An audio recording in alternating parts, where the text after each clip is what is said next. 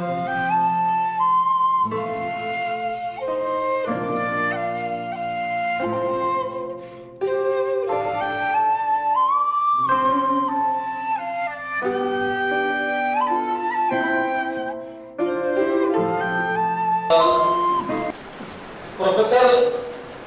जीनत आबोली, हम लोग की मुलाकात जो है आज से 10 साल पहले जो है वो एनसीपीएल के उर्दू सीखने में हुई थी, दो साथ में थे। और बहरहाल आपने फिर वहाँ से जाके जो है वो मास्टर्स इन मास जर्नलिज्म में किया, एमएमएम विल्सन कॉलेज के बाद बुरानी में थी। आज जो है मिठीबाई कॉलेज में जो है आप जो है वहाँ के प्रोफेसर फैकल्टी में है, प्रोफेसर जीनत आबोली का।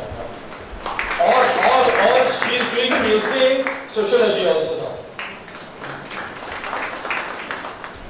ये काफी चैलेंजिंग टास्क है, तो पहले तो आप सबको सलाम।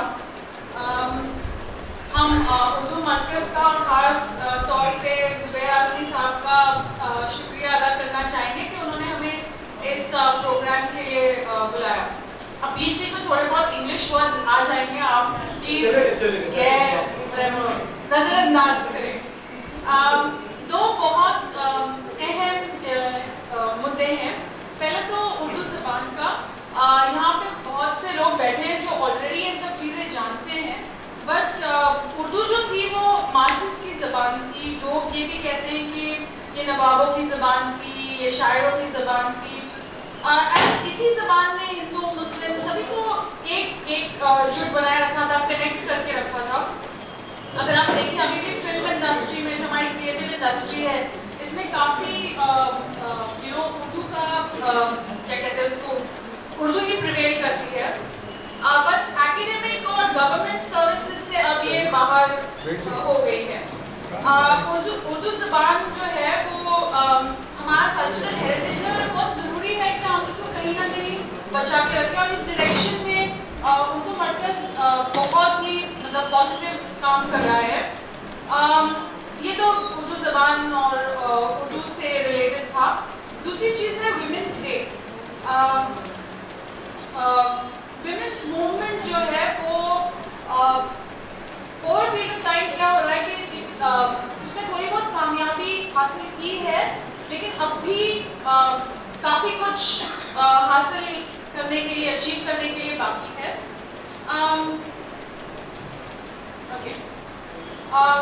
इस मौके पे हम यही कहना चाहेंगे कि ये बहुत ज़रूरी हो जाता है कि हम औरतों को इनकरेज करें।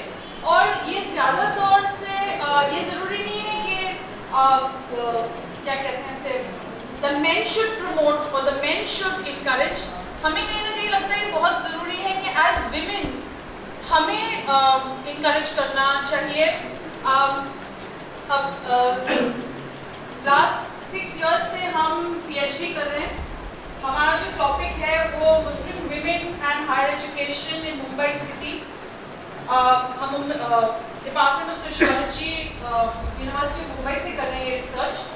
और हम चाह रहे थे कि हम इस स्टडी को बहुत ही नज़दीकी से देखें। ऑफकोर्स हम खुद मुस्लिम हैं, हमारे खुद चैलेंजेस रहे हैं एजुकेशन के सिलसिले में, क्योंकि पेरेंट्स ने हमें अच्छा एजुकेशन दिया, हमको कॉन्वेंट स्कूल में भेजा। पर जब हमने 12th खत्म किया, मैं डैडी ने कहा कि बस अभी आप you can take care of yourself more than enough, इससे ज़्यादा आपसे काम तो नहीं करवाना है आपको, है ना। तो आप घर पे बैठे। जो प्रोफेशन उन्होंने सोच रखा था, हमने भी सोच रखा था, वो मेडिकल था। हमने मेडिकल सीट भी अचीव की, बट वो जो सीट थी वो पुणे के एक कॉलेज में थी। बट क्योंकि कंजर्वेटिव बैकग्राउंड से हैं और फिर वैसे कोई हमारे घर से इतना दूर गया नहीं है पढ़ने के लिए, ऑफकोर्स वो सब दलीलें जो थी हमारी कि हुज़ूर सल्लल्लाहु अलैहि वसल्लम ने कहा था कि चीन तक चले जाओ, वो सब मतलब सिर्फ सुनने में अच्छी लगती है। ये जो एक्सप्लेनेशन था वो हमारे डैडी के सामने, हमारे अबू के सामने नहीं चला। बट उन्होंने कहा फिर से पढ़ लो and things like that. But तब तक कि I had change the track and उसके बाद हमने मीडिया में ग्रेजुएशन किया, मास्टर्स ऑफ कोर्स डिफिकल्टीज रही, बट यहाँ पे हमको ये मेंशन करना है कि more support was there from my mom. So my mom is sitting there. I thought I would just invite her for this event.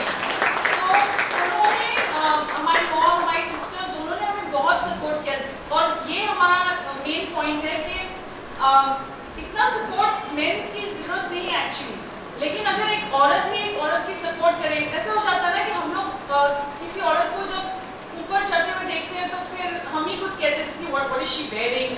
Look at her makeup, look at what she's doing. You know, this is how we pull them back. I think ये सब चीज़ों को बहुत पीछे रखते हुए it's very important कि जो अगर हम जो ladies हैं जिन्होंने कुछ achieve किया है, it's important to pull people up. और ये जो चीज़ें हमने देखी है, because I'm researching for 6 years, talking to a lot of Muslim girls, because the research area ये है. I've seen that a lot of them are getting encouragement from parents, which is so important. और जब तक ये हमारा जो half population है, women population, अगर ये जब तक ये आगे नहीं बढ़ेगा, पूरी कौम को आगे बढ़ना है, पूरे nation को आगे बढ़ना is very very difficult. तो उसी के साथ हम ये end करना